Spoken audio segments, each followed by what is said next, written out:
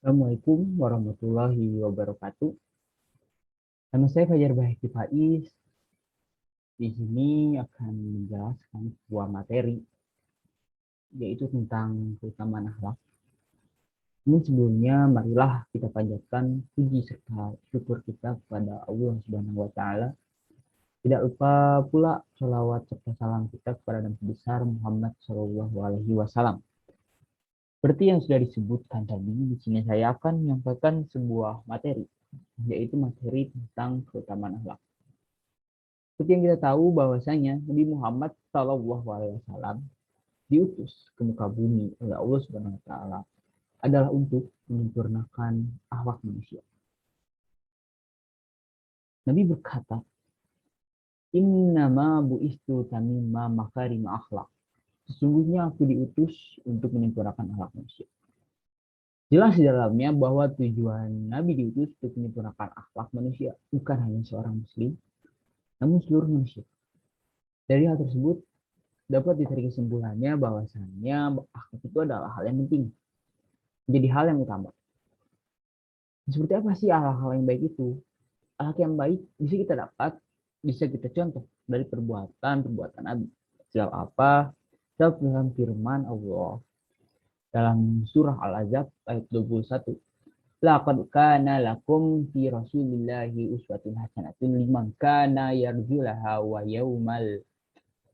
yaumal akhira wa zakarallaha katsira.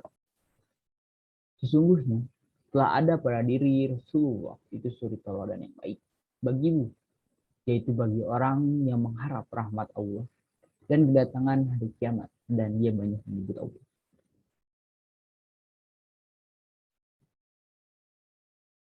Dijelaskan di sini bahwasanya Nabi itu di suri teladan yang baik.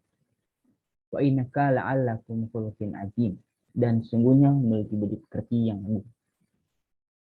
Rasulullah Shallallahu Alaihi Wasallam bersabda, seorang mukmin sesungguhnya akan meraih keutamaan dan derajat orang yang rajin berpuasa dan rajin salat malam disebabkan dengan akhlaknya yang baik. Maksudnya inilah keutamaan orang yang akhlaknya baik. Kedudukan orang yang akhlaknya baik adalah seperti orang yang ahli ibadah malam. Kedudukan orang yang akhlaknya baik adalah seperti orang yang ahli puasa di siang hari. Terlebih jika ia dapat menyempurnakan di siang dan malamnya, akhlak dan ibadah. Misal ibadahnya hanya yang wajib saja. Ini standar seperti sholat lima waktu dan puasa Ramadan. Tapi nggak ada plusnya seperti tahajud, sholat puasa Senin Kamis, dan puasa Daud. Hanya wajibnya saja yang dikerjakan. Namun dia memiliki akhlak yang istimewa.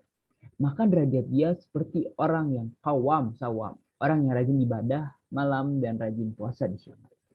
Disebut dengan kawam dan sawam bukan ketika dia baru pernah sholat malam sekali, namun bertahun-tahun. Seolah-olah kalau kita membantu seseorang yang membutuhkan, itu kita sama derajatnya dengan ahli ibadah yang beribadah sekian puluh tahun. Sekali saja kita menahan lisan kita dari mencela orang lain ketika kita dicela, daripada kita mencela balik, kita menahan lisan kita, kita diam. Itu ibarat kita seperti orang yang beribadah sudah bertahun-tahun. Begitu istimewanya akhlak. Maka dari itu bicara tentang akhlak, ini bukanlah hal sepele yang pahalanya kecil. Yang dalam urusan agama itu syariat-syariatnya ringan. Bukan. Innama bu'istu liyutamim makarimal akhlak. Wa ma arsalnaka illa rahmatal lil alamin. Wa innaka la'ala khuluqin azim. Itulah yang harus jadi renungan kita. Kita coba introspeksi diri. Gimana akhlak kita dalam urusan lisan. Al-muslimu man salimal muslimun min lisani wa yadi. Sekarang untuk memahami di sini, lisan dan tangan, lisan dan jemari dalam urusan sosial media, maka terjemahannya di sini adalah muslim yang benar, muslim yang baik itu adalah kalau komen-komennya, postingan-postingannya, jemari-jemarinya ketika mengetik huruf demi huruf kata demi kata menyelamatkan orang lain. Tidak menyakiti orang lain. Selama di sini artinya tidak memunculkan polemik, tidak memunculkan perdebatan, tidak menyakiti perasaan, tidak menjadikan fitnah atau dalam bahasa kita mungkin hoax misalnya. Maka dialah muslim. Muslim itu apabila muslim yang lain selamat dari lisannya dan selamat dari tangannya. Terjemahan tangan pada masa lalu ini adalah memukul, mengambil hak orang lain secara tidak halal. Tapi kalau sekarang sudah ditambah, bukan hanya mengambil hak orang lain, tapi termasuk juga mengetik suatu. Mungkin itu saja untuk materi yang dapat saya bahas dari judul keutamaan akhlak ini. Maaf sekali kurangnya. Wassalamualaikum warahmatullahi wabarakatuh.